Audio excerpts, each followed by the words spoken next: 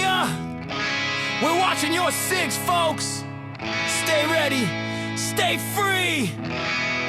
And when the world goes crazy, what should we do?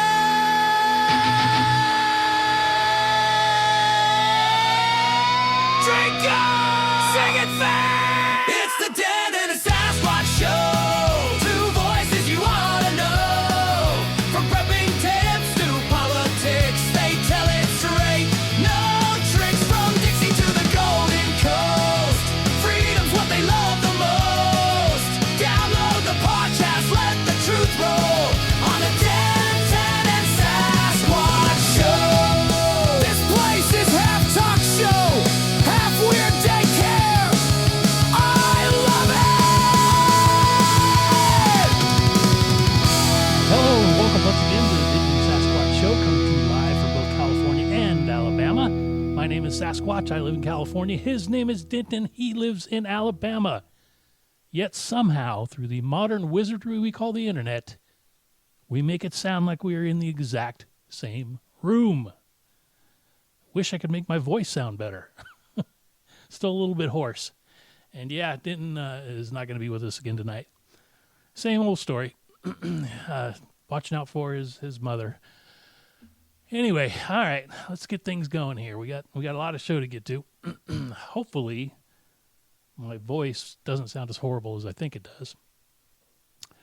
So today is a good day, and the reason it's a good day is because we got our Christmas tree up, and I got to watch The Grinch with my girl. So I was very happy about that. Next order of business. What would you guys say? Now, I'm asking you for your honest opinion, and if you want to chime in and let us know, you can always do that at dentonandsasshow@gmail.com.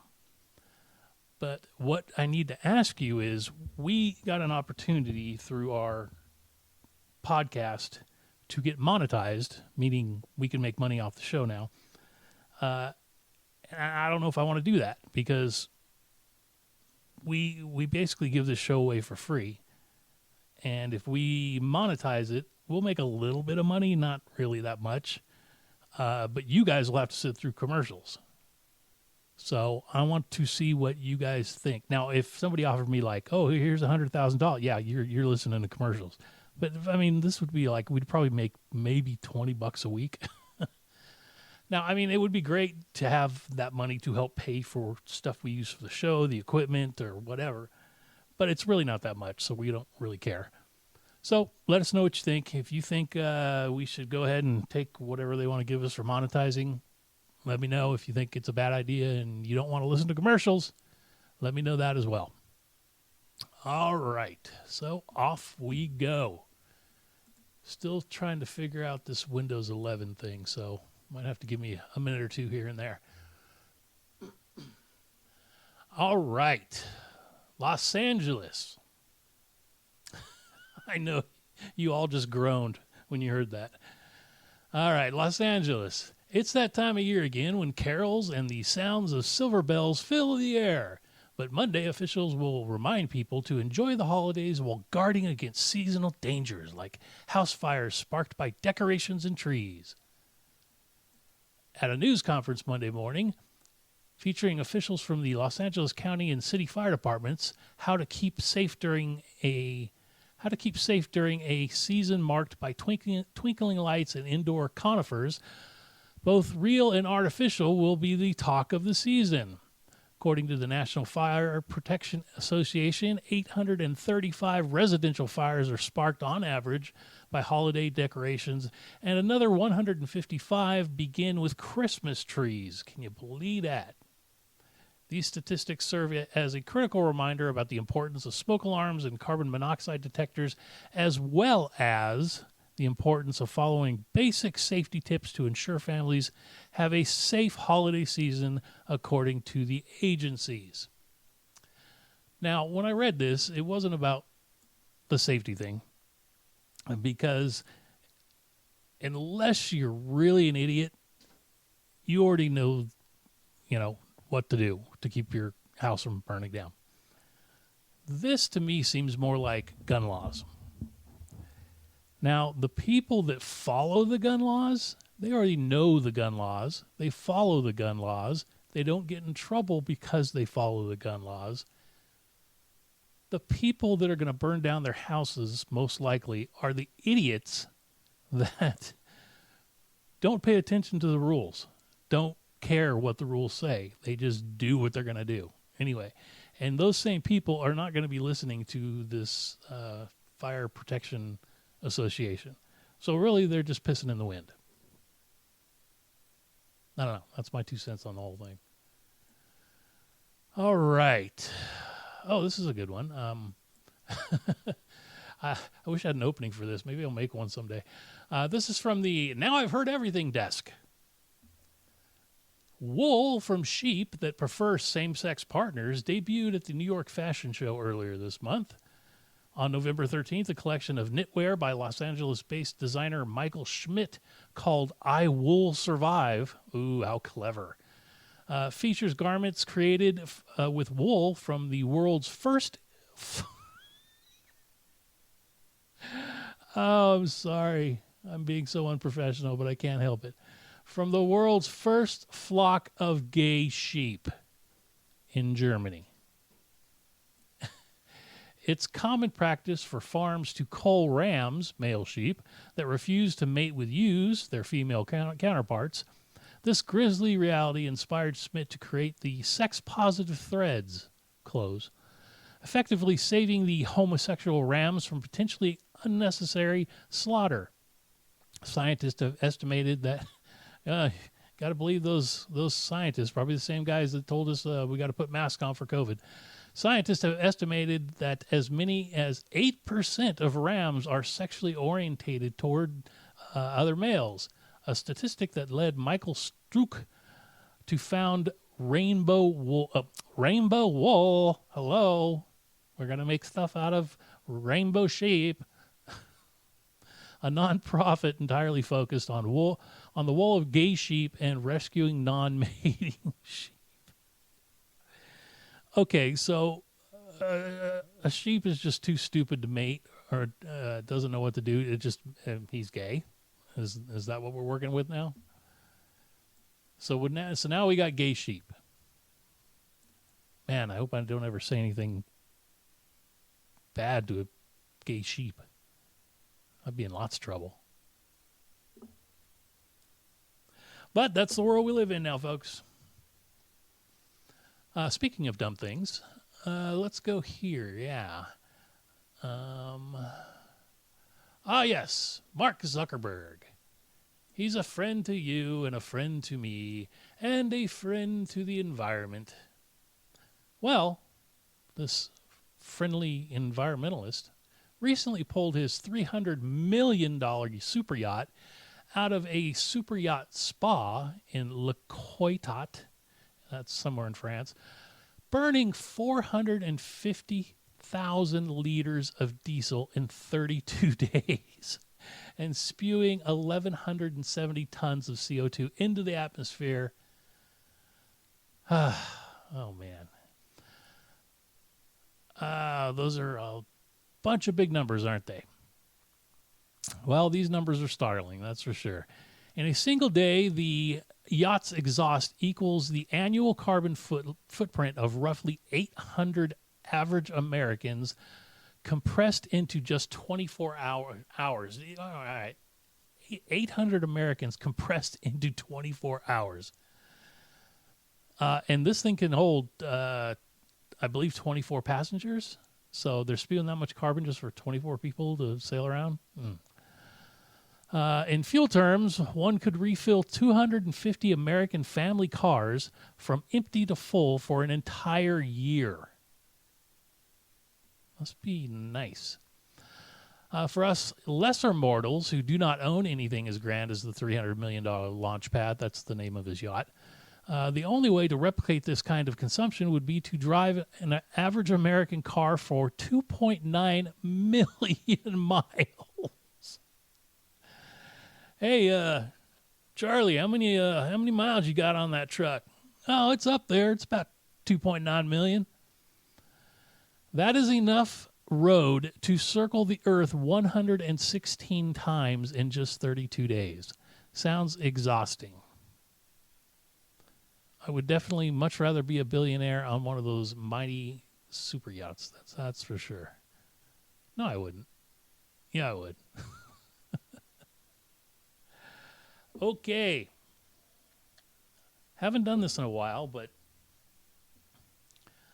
felt that we kind of needed to. We're gonna drag out the Wayback Machine, and for any of you that are new, the Wayback Machine takes us way back to an earlier show that we did a long time ago, so we can listen to some interesting thing we talked about that has relevance of today.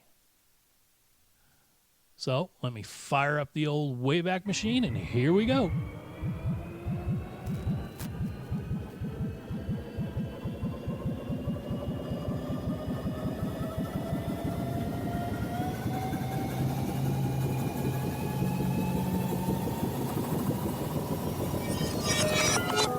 Number of things, but let me throw out this question to you and to the listeners.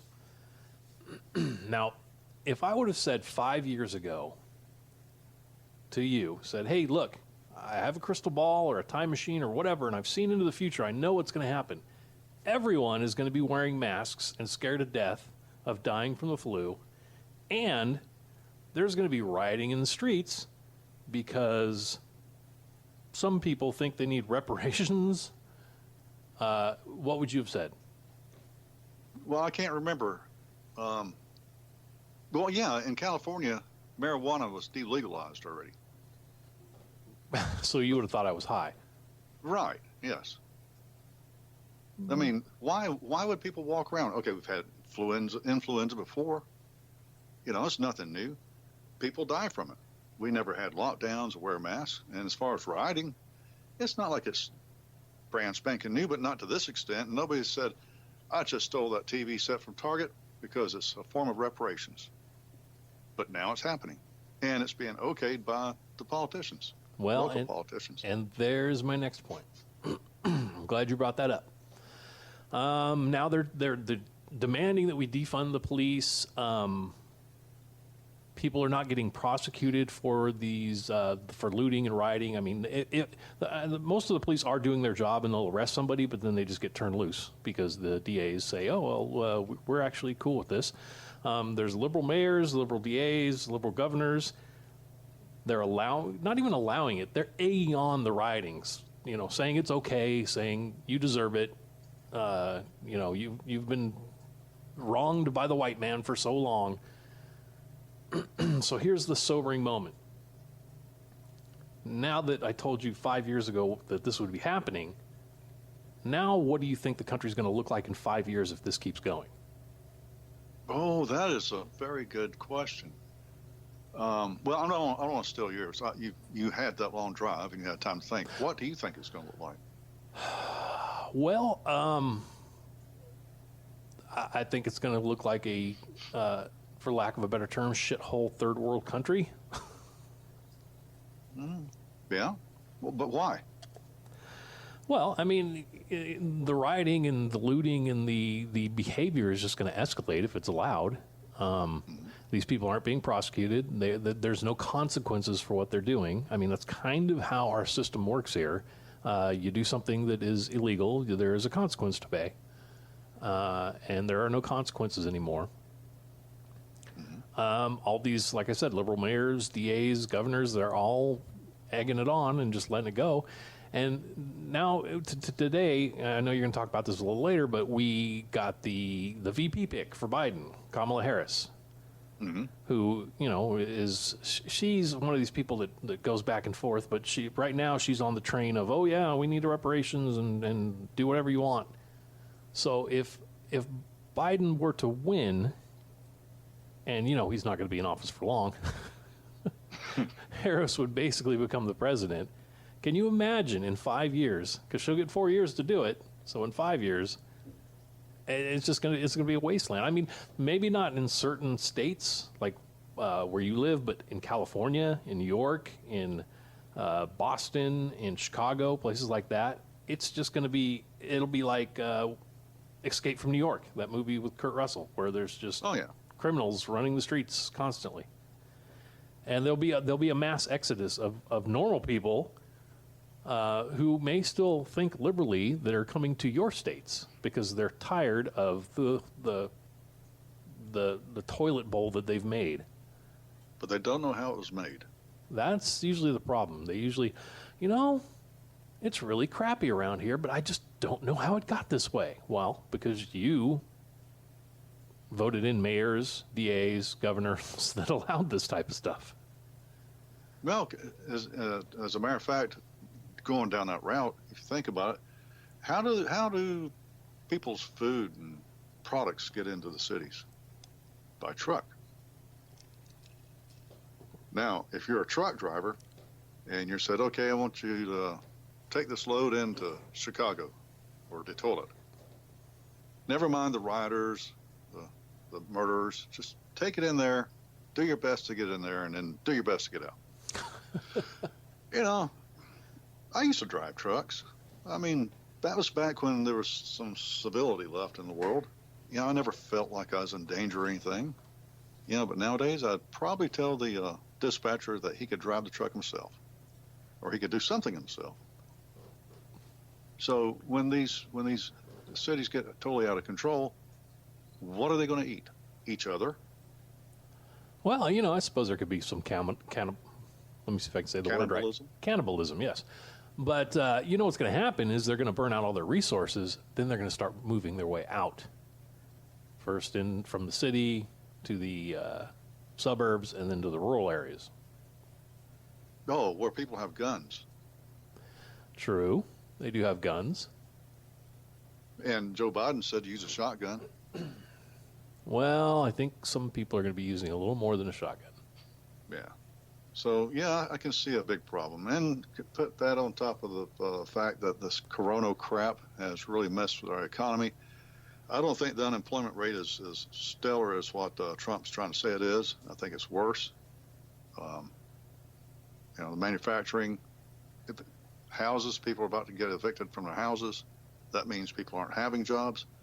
No, I don't think it's going to be good. And on top of that, the dollar is crumbling. Russia and China are working together to get around the dollar. They don't want to use the dollar anymore. They want to do their own thing. They want to be in control now. Who can blame them? Everybody wants to be in control. But when the dollar tanks, guess what? That food that you can't get hardly anyway is going to be a lot more expensive. Well, and you see your enemy's weakness and you take advantage of it. That's what they're doing. Well, heck yeah, I don't blame them. Don't like them, but I don't blame them. We are now a divided country, so they're pretty much getting exactly what they wanted. Yeah. So how did this happen again? This thought? Yeah, how we got here. Okay, China released a virus. Matter of fact, sent their people here to make sure it got here good and proper. Well, now that's just racist that you even suggest that. Okay, all the white people living in that area known as China. Is that better? Yeah, they released it? Yeah. Those damn white people. I hate them, each and every one. And then the Democrat leadership in cities and states have really promoted this rioting and looting and killing.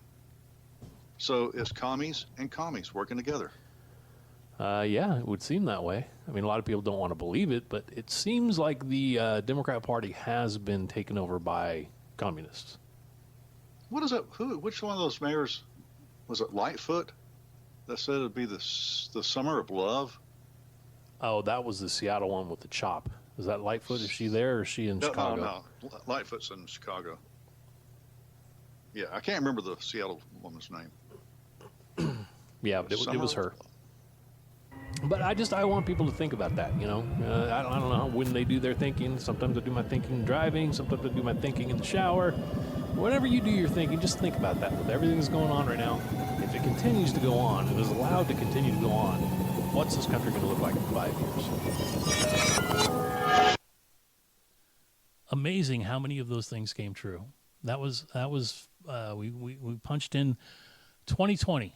The year was 2020 that we punched into for the Wayback Machine, and that was Denton and I talking about what was going to happen, and it pretty much did. Okay, let's go into some interesting facts. Interesting facts are always fun. A recent study indicates that people who enjoy dark humor are often smarter and more emotionally stable. Well, thank you. Understanding morbid and dark jokes requires complex cognitive processing and abstract thinking, which are linked to higher intelligence levels. Additionally, these individuals tend to be emotionally resilient and less likely to take offense, reflecting stronger emotional regulation. This unique combination of traits suggests that an appreciation for dark humor is tied to both intellectual sharpness and emotional strength. Well, that was interesting. Man, I had enchiladas for dinner. Yeah, they're coming back.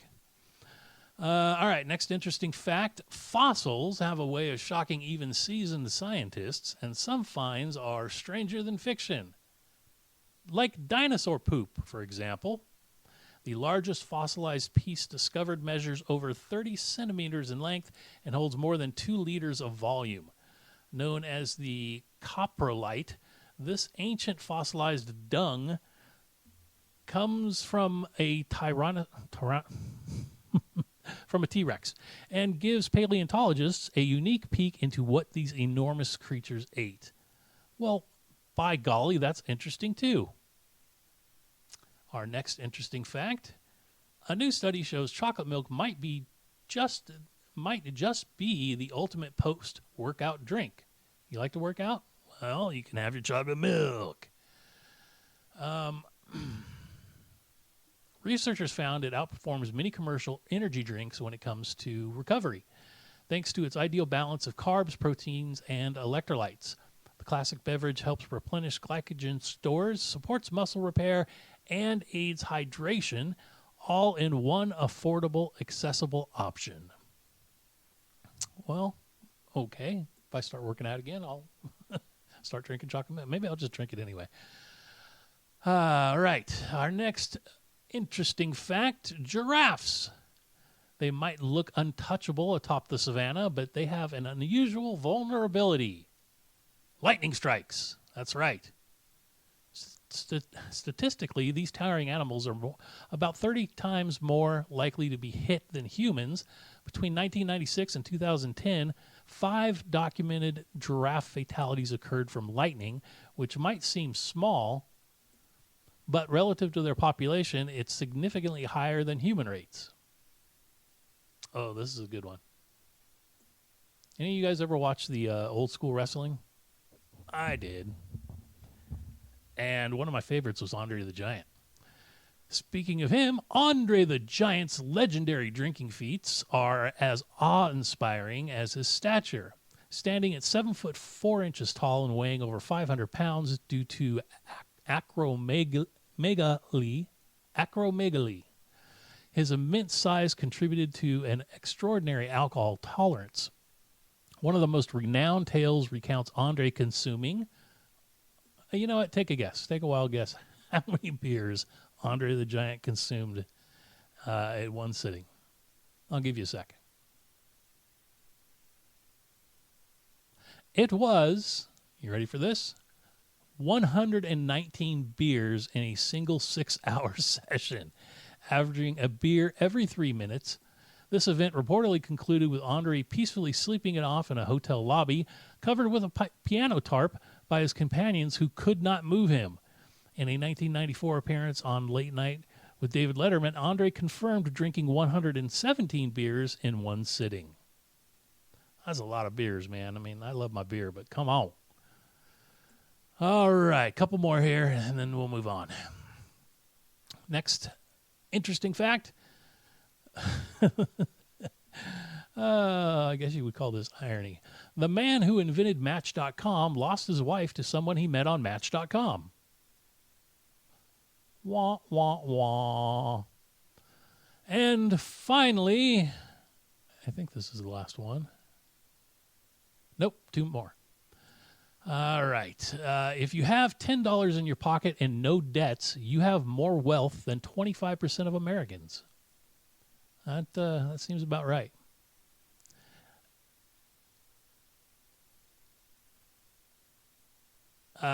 Sorry, I stumbled there for a second because I was trying to read my notes here. Nope, now I got two more. But they're really short. All right, here we go. Final two of interesting facts. 82% of men say physical affection from their partners is the only thing that helps them manage stress and feel happy. I could see that depending on how their partner helped them manage the stress. All right, last but not least, Pringles chips. Gotta love the Pringles. They're delicious. Frederick Bear, the inventor of the Pringles can, is buried in one. That's right. I mean, I guess if you invented the can, why not have your ashes thrown in there and buried? All right, now that we're done with the interesting facts, that means it's time for Weird News. It's time for Weird News. From the AP, New Zealand police said Friday they have recovered a James Bond-inspired Fabergé pendant after 6 days of closely watching the man accused of swallowing the jewelry in an Auckland store. They said the pendant was recovered Thursday night after it exited the suspect's gastrointestinal tract naturally without medical intervention. The limited edition Fabergé egg pendant was inspired by the 1983 James Bond film Octopussy, in which a jewel smuggling operation involves a fake Fabergé egg. A less glamorous photo supplied by the New Zealand police Friday showed a gloved hand holding the recovered pendant and its long gold chain, with an intact price tag showing the jewelry's price of $19,000. The man was arrested inside Patridge Jewelers in Auckland on November 28th, shortly after the alleged theft. Now, this isn't the weirdest news story in the world, but I grabbed it because of the jokes. You had to know there were jokes coming. All right, so this was a James Bond-inspired jewelry. Think this was more for Agent 00 number 2. Okay. I don't think the criminals' idea came from Octopussy, but rather the movie Octobutt. No, not getting you with that. All right. I didn't find the egg, but I found this nice Rolex. And last but not least, thank God this guy wasn't a car thief. All right, moving on to, I know you're all groaning. That's all right. I deserve your mocking. All right, moving on to the next weird news story. Out of the British, U.S., and Australians, who uses the F word more? Give you a second so you can chime into your listening device and tell me something I will never hear. Believe it or not, it is the USA. USA, USA, USA. It is not the size of the F-bomb, but how you use it. Swear word smiths from down under were the most creative with their deployment, using 2,160 spelling variants of the word compared to 1,900 in the U.S. and 1,474 in the U.K. Some of the inventive iterations included ficken the color. All right, Britt, you're going to have to tell me what that one means. Furkers, Fuquin, Fucking, Fark, and the Irish-derived feck. Meanwhile, their UK and Yankee counterparts were more likely to use the standard budge. The researchers weren't just conducting the study for S's and giggles. The team found out that swearing fills a variety of important functions. These range from expressing frustration and releasing stress to conversely in expressing joy over positive news and adding some rhetorical oomph to a statement such as, "That meal was effing fantastic." I don't know, ladies, you take that as a compliment? If your guy goes, "That meal was effing fantastic." All right, and finally in weird news, whoop, I moved it. Gotta move it back up. All right, here we go. Yes, I saved the best for last. The battle of the sexes just got stinkier. On average, humans fart up to 23 times a day, but not all of those toots are created equal. Research shows that women's gas smells worse than men's. Aha! See, ladies, we've been telling you this forever. You deny it, but it's true. There's research.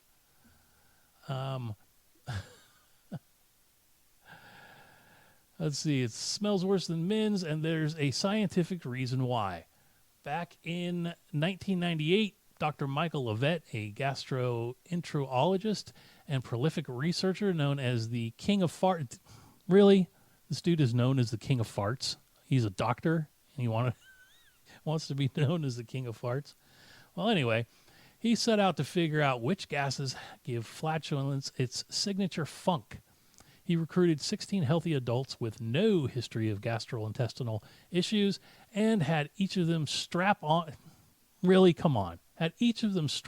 a flatuous collection system, which was essentially a rectal tube connected to a bag. So you stick this thing in your butt and you fart into it and it gets collected in a bag. Is that what I'm reading here? I told you I was saving the best for last. After the participants chowed down on pinto beans and took a laxative, the researchers collected their subsequent farts. Hey, so what do you do for a living? I'm a fart collector.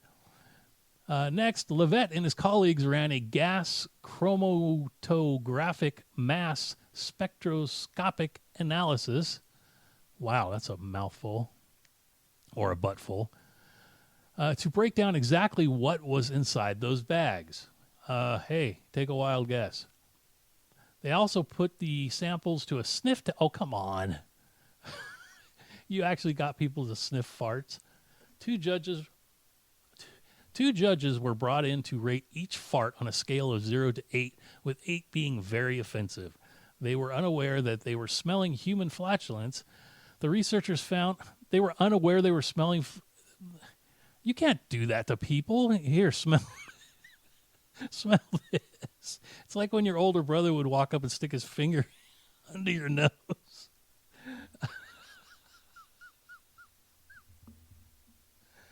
Oh, my God. I didn't read this out loud. I just copy and pasted it. I didn't know it was going to be like this. I don't know. Maybe you're not finding this funny, but I am. The researchers found that the main gases responsible for the odor of human farts are sulfur, or sulfur-containing compounds, most notably hydrogen sulfide, the chemical behind that classic rotten egg smell. And while men tend to pass larger volumes of gas, the study found that female flatulence contained a significantly higher concentration of hydrogen sulfide than that of their male peers. The judges agreed, rating women's farts as having a greater odor intensity than men's. And let me just tell you, I can attest to this after being married to Hot Nursey. All right, so that's going to finish us out for the day. Glad you guys came along for the ride. I hope my hoarse voice didn't make it too horrible for you. So, going out, I'll say like I always do, make sure you are always thankful for all that God has given you. Stay safe, watch your six, and help each other whenever you can. And most importantly, don't take crap from anyone. Until next time, have a good one. See ya.